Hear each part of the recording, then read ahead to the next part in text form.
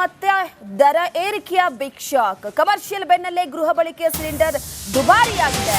ಗೃಹ ಬಳಕೆಯ ಸಿಲಿಂಡರ್ ದರ ಬರೋಬ್ಬರಿ 29 ರೂಪಾಯಿಗೆ ಏರಿಕೆ ಆಗಿರುವಂತದ್ದು. ಇದು ಮಧ್ಯಮ ವರ್ಗಕ್ಕೆ ಮತ್ತೆ ಬಿಗ್ ಶಾಕ್. ಮತ್ತೊಮ್ಮೆ ಗೃಹ ಬಳಕೆಯ ಗ್ಯಾಸ್ ದರವನ್ನ ಈಗ ಏರಿಕೆ ಮಾಡಲಾಗಿದೆ. ಅದು 29 ರೂಪಾಯಿಯನ್ನ ಏರಿಕೆ ಮಾಡಿರುವಂತದ್ದು. 14 ಕೆಜಿ ಎಲ್ಪಿಜಿ ಸಿಲಿಂಡರ್ 29 ರೂಪಾಯಿ ಏರಿಕೆ ಆಗಿದೆ. ಇಂದಿನಿಂದಲೇ ಪರಿಷ್ಕೃತ ದರ ಜಾರಿಯಾಗಲಿದೆ. 3 ತಿಂಗಳಲ್ಲಿ ಎಲ್ಪಿಜಿ ಸಿಲಿಂಡರ್ ದರ ಬರೋಬ್ಬರಿ 90 ರೂಪಾಯಿವರೆಗೂ ಕೂಡ ಏರಿಕೆಯಾಗಿದೆ. ದೆಹಲಿಯಲ್ಲಿ ಸಿಲಿಂಡರ್ ದರ ಒಂದು ಸಿಲಿಂಡರ್ಗೆ 942 ರೂಪಾಯಿ. ಪ್ರಮುಖವಾಗಿ ಇದು ಮಧ್ಯಮ ವರ್ಗದವರಿಗೆ ಭಾರಿ ಹೊಡೆತ. ಗ್ಯಾಸ್ ದರ ಏರಿಕೆಯಿಂದ ಈಗಾಗಲೇ ಕಂಗಾಲಾಗಿ ಹೋಗಿದ್ರು ಜನರು. ಇದರ ನಡುವೆ ಮತ್ತೆ 29 ರೂಪಾಯಿ ಬೆಲೆಯನ್ನ ಏರಿಕೆ ಮಾಡಿರುವಂತದ್ದು. ಗೃಹ ಬಳಕೆಯ ಸಿಲಿಂಡರ್ ದರದಿಂದ ಮತ್ತೆ ಈಗ ಜನರಿಗೆ ಬಿಗ್ ಶಾಕ್ ಇದು.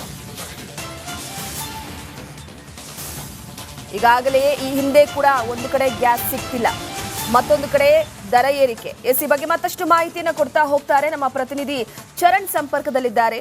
ಚರಣ್, ಪ್ರಮುಖವಾಗಿ ನಿರಂತರ ಬೆಲೆ ಏರಿಕೆಯಿಂದ ಸದ್ಯಕ್ಕೆ ಮಧ್ಯಮ ವರ್ಗದ ಬಡವರ್ಗದ ಜನರು ಕುಗ್ಗಿ ಹೋಗ್ತಾ ಇದ್ದಾರೆ. ಒಂದಾದ ನಂತರ ಒಂದು ಈಗಾಗಲೇ ಬೆಲೆ ಏರಿಕೆಯಿಂದ ಮತ್ತಷ್ಟು ತೊಂದರೆ ಆಗುವಂತಹ ಪರಿಸ್ಥಿತಿ ಬಗ್ಗೆ ಮಾಹಿತಿ ಕೊಡೋದಾದ್ರೆ?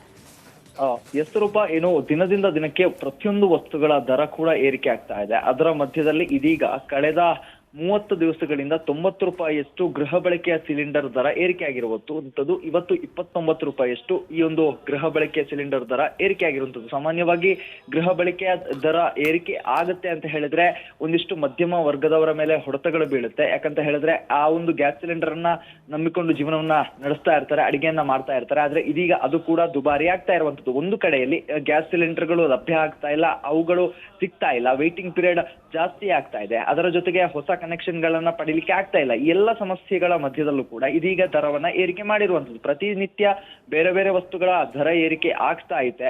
ಅದರ ಮಧ್ಯದಲ್ಲಿ ಇದೀಗ ಗೃಹ ಬಳಕೆ ಸಿಲಿಂಡರ್ ದರ ಏರಿಕೆ ಆಗಿರುವಂತದ್ದು ಒಂದು ಕಡೆಯಲ್ಲಿ ಮಧ್ಯಮ ವರ್ಗಕ್ಕೆ ಮತ್ತೆ ಬಡ ಕುಟುಂಬಗಳಿಗೆ ಒಂದು ಕಡೆಯಲ್ಲಿ ಭಾರಿ ಹೊಡೆತವನ್ನ ನೀಡಿರುವಂತದ್ದು. ಇನ್ನು ಕಳೆದ 30 ದಿವಸಗಳನ್ನ ಗಮನಿಸಿದ್ರೆ ಸುಮಾರು 90 ರೂಪಾಯಿಯಷ್ಟು ಈ ಒಂದು ಗೃಹ ಬಳಕೆ ಸಿಲಿಂಡರ್ ದರ ಏರಿಕೆ ಆಗಿರುವಂತದ್ದು. ಪ್ರತಿ ಬಾರಿ ಕೂಡ 20 ರೂಪಾಯಿ 25 ರೂಪಾಯಿ ಈ ರೀತಿಯಾಗಿ ದರ ಏರಿಕೆ ಆಗ್ತಾ ಇದೆ. ಇದರಿಂದಾಗಿ ಒಂದು ಕಡೆಯಲ್ಲಿ ಗ್ರಾಹಕರು ಕಂಗಾಲಾಗುವಂತಹ ಪರಿಸ್ಥಿತಿ ಕೂಡ ನಿರ್ಮಾಣ ಆಗಿರುವಂತದ್ದು. ಇನ್ನು ಈ ಹಿಂದೆ 800 ರೂಪಾಯಿಗೆ ಸಿಕ್ತಿದ್ದಂತಹ ಗ್ಯಾಸ್ ಸಿಲಿಂಡರ್ ಇದೀಗ ಸದ್ಯಕ್ಕೆ 942 ರೂಪಾಯಿಯ ಗಡಿಗೆ ಬಂದು ತಲುಪಿರುವಂತದ್ದು. ಇನ್ನು ಕೇಂದ್ರ ಸರ್ಕಾರ ಹೇಳುವಂತಹ ಮಾಹಿತಿಯ ಪ್ರಕಾರ ಒಂದಿಷ್ಟು ಮುಂದಿನ ದಿನಗಳಲ್ಲೂ ಕೂಡ ಮತ್ತೆ ಈ ಗೃಹ ಬಳಕೆಯ ಸಿಲಿಂಡರ್ ದರ ಏರಿಕೆ ಆಗುವಂತಹ ಸಾಧ್ಯತೆ ಇದೆ. ಸತತವಾಗಿ ಮತ್ತೆ 20 ರಿಂದ 30 ರೂಪಾಯಿಯಷ್ಟು ದರ ಏರಿಕೆ ಆಗುವಂತಹ ಸಾಧ್ಯತೆಗಳು ಕೂಡ ಇರುವಂತದ್ದು. ಇದರಿಂದಾಗಿ ಮತ್ತಷ್ಟು ಹೊಡೆತ ಮಧ್ಯಮ ವರ್ಗ ಮತ್ತೆ ಬಡ ಕುಟುಂಬಗಳಿಗೆ ಬೀಳುವಂತಹ ಸಾಧ್ಯತೆ ಇದೆ. ರೂಪ ಹಾಗೆ ನೋಡಿ, ಈಗಾಗಲೇ ದಿನಸಿ ಹಾಲಾಗಿರ್ಬೋದು, ವಿದ್ಯುತ್ ದರಗಳಾಗಿರ್ಬೋದು, ಇದರ ಏರಿಕೆಯ ನಡುವೆ ಪ್ರತಿ ಬಾರಿ ಕೂಡ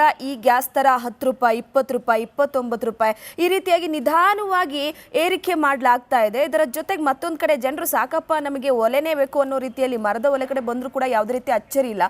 ಪ್ರಮುಖವಾಗಿ ಆದರೂ ಕೂಡ ಮಧ್ಯಮ ವರ್ಗದವರ ಸ್ಥಿತಿಯನ್ನು ಒಮ್ಮೆ ಸರ್ಕಾರಗಳು ಕೂಡ ಗಮನಿಸಬೇಕಾಗುತ್ತೆ ಈ ಸಂದರ್ಭದಲ್ಲಿ.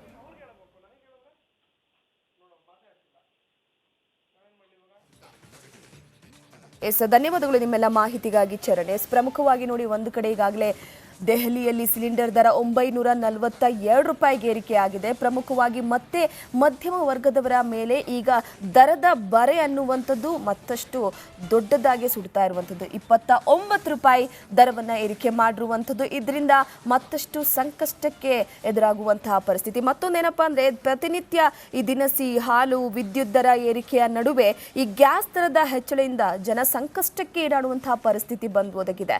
ಪ್ರತಿನಿತ್ಯವೂ ಕೂಡ ಒಂದಲ್ಲ ಒಂದು ಅದರ ಬೆಲೆ ಏರಿಕೆಯಿಂದ ಮತ್ತಷ್ಟು ಕಂಗಾಲಾಗುವಂತಹ ಪರಿಸ್ಥಿತಿ ಈಗ ಬಂದಿರುವಂತದ್ದು. 3 ತಿಂಗಳಲ್ಲಿ LPG ದರವನ್ನು 90 ರೂಪಾಯಿವರೆಗೂ ಕೂಡ ಏರಿಕೆ ಮಾಡಲಾಗಿದೆ. ಇನ್ನೆಷ್ಟು ಏರಿಕೆ ಮಾಡಿ ಜನರನ್ನ ಮತ್ತೆ ಸಂಕಷ್ಟಕ್ಕೆ ಸಿಲುಕಿಸುವಂತಹ ಪರಿಸ್ಥಿತಿ ಬರುತ್ತೋ ಸದ್ಯಕ್ಕಂತೂ ಗೊತ್ತಿಲ್ಲ.